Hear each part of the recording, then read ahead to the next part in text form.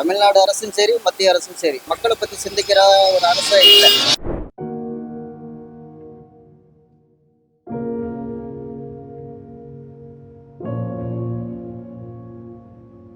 இப்போ உடனே போர் நடக்கல, கிட்டத்தட்ட ஒரு மாசமா நடந்துட்டு இருக்கு. அப்போ போர் நடக்கையில் இப்போ அங்கிருந்தா நம்மளுக்கு கச்சேரி எல்லாம் வருது, இந்த மாதிரி பாதிப்பு ஏற்படும், முன்னெச்சரிக்கை அதெல்லாம் எடுத்து வைப்பாங்கிற ஒரு சிந்தனை மத்திய மாநில அரசுகளுக்கு இது இல்லை.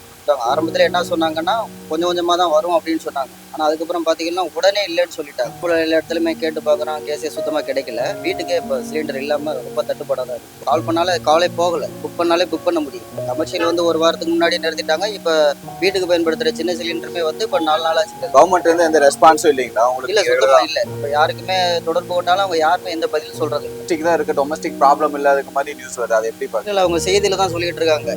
நீங்க எந்த வீட்டில் போய் கேட்டாலும் பாருங்க, வீட்டில் சுத்தமாக சிலிண்டரே கிடையாது.